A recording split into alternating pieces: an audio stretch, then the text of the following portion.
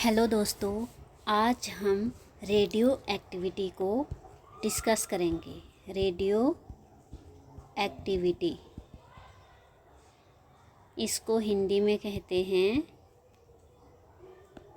Radio धर्मिता। Radio धर्मिता के पीछे की विज्ञान और भौतिकी को और गहराई से समझना बहुत दिलचस्प है। यह केवल ऊर्जा का निकलना नहीं है, बल्कि ब्रह्मांड के सबसे सूक्ष्म स्तर परमाणु के नाभिक पर होने वाला एक शक्तिशाली बदलाव है। अब देखते हैं हम रेडियो एक्टिविटी के बारे में। रेडियो एक्टिविटी, इसकी खोज किसने की? इसकी खोज की थी हेनरी बैकरल 1896 में, और यह शब्द दिया था 1898 में। किसने दिया था? मैरी क्यूरी और पियरे क्यूरी ने। रेडियो धर्मिता की खोज 1896 में एक फ्रांसीसी वैज्ञानिक हेनरी बैकरल ने अचानक की थी, जब उन्होंने देखा कि यूरेनियम का एक टुकड़ा अंधेरे में भी फोटोग्राफिक प्लेटों को खराब कर रहा था। जब बाद में मैरी क्यूरी और उनके पति पियरे क्यूरी ने इस पर विस्तृत शोध किया। रेडियो एक्टिविटी शब्द किसने गढ़ा? पियरे क्यूरी और मैरी क्यूरी ने। प्रश्न आएगा, रेडियो एक्टिविटी की खोज किसने की? तो हेनरी बैकरल ने की। और इसको नाम रेडियो एक्टिविटी किसने दिया? पियरे क्यूरी और मैरी क्यूरी ने। मैरी क्यूरी ने पोलोनियम और रेडियम जैसे नए रेडियोधर्मी तत्वों की भी खोज की थी। अब मैरी क्यूरी ने जो पोलोनियम और रेडियम की खोज की थी, उसके लिए उन्हें 1911 में नोबेल प्राइज़ मिला था।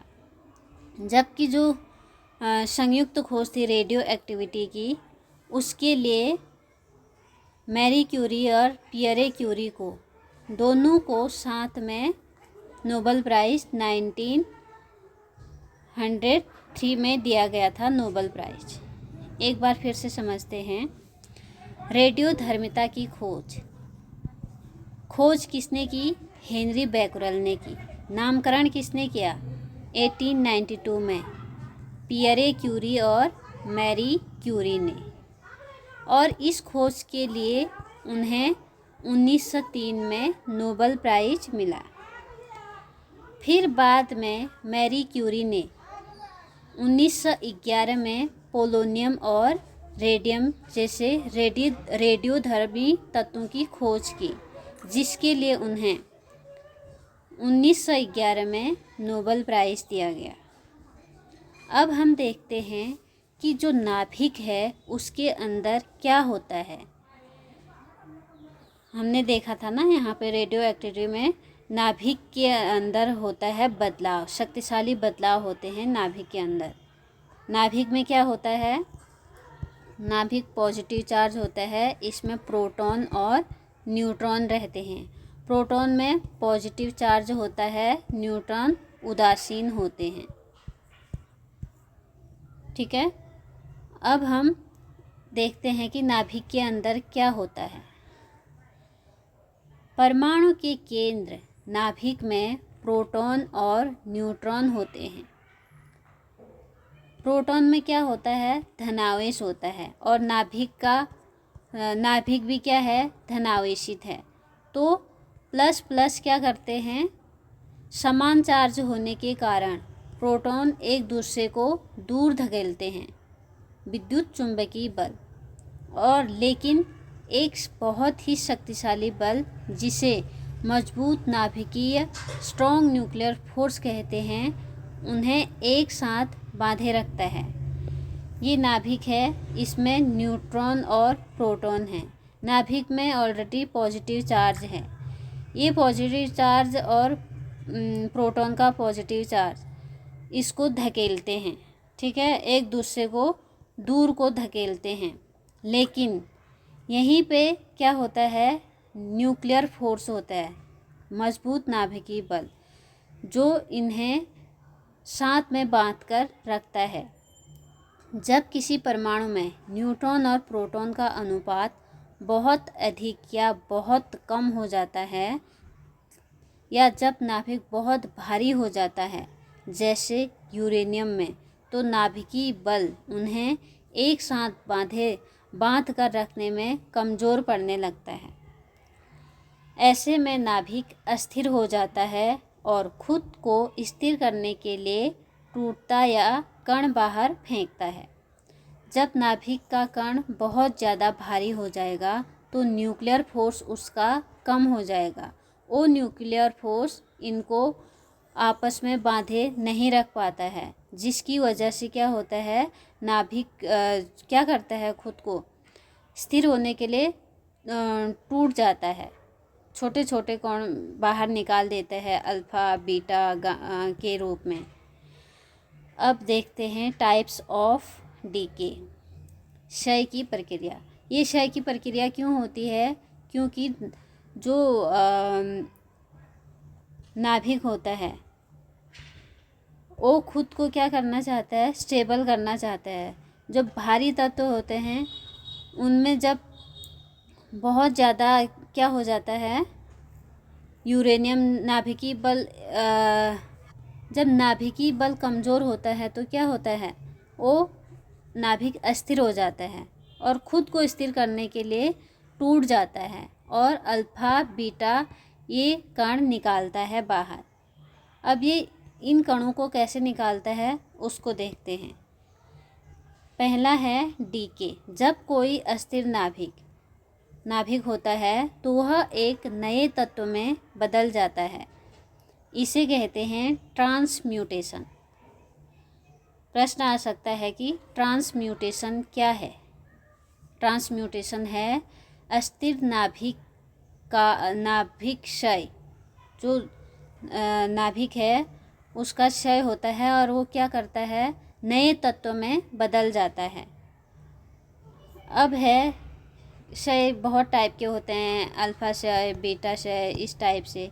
तो पहले हम पढ़ रहे हैं अल्फ़ा डीके, अल्फ़ा क्षय। जब नाभिक बहुत भारी होता है तो वह 2 प्रोटॉन और 2 न्यूट्रॉन का एक गुच्छा हीलियम नाभिक बाहर निकालता है, जैसे यूरेनियम का थोरियम में बदलना।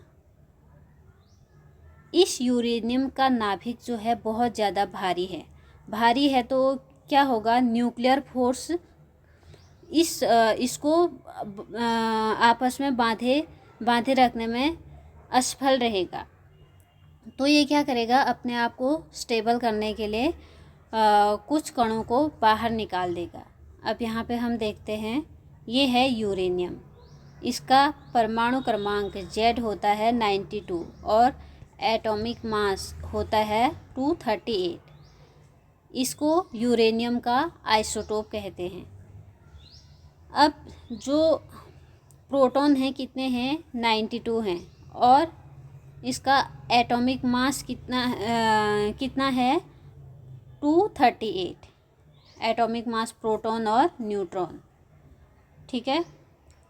अब देखो इसका जो नाभिक है वो बहुत ज़्यादा भारी है, तो प्रोटॉन और न्यूट्रॉन का संतुलन डगमगा जाता है यहाँ पे, और नाभिक क्या हो जाता है, अस्थिर हो जाता है।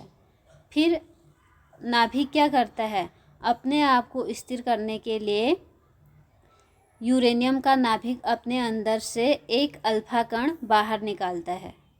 अब ये यूरेनियम जो है एक अल्फा कण बाहर निकालेगा और थोरियम में चेंज हो जाएगा। अब सबसे पहले हम देखते हैं कि अल्फा कण क्या होता है। अल्फा कण हीलियम का नाभिक है, जिसमें क्या होता है, 2 प्रोटॉन होते हैं और 2 न्यूट्रॉन होते हैं, ठीक है। अब नाभिक में बदलाव कैसे होता है? जो यूरेनियम का परमाणु क्रमांक है वो है 92, इसमें 92 प्रोटॉन हैं। तो अल्फा कण निकाल रहे हैं तो क्या होगा, ये 90 में चेंज हो जाएगा, क्योंकि यहाँ पे अल्फा कण में क्या होता है, एक अल्फा कण निकलने पर क्या होता है,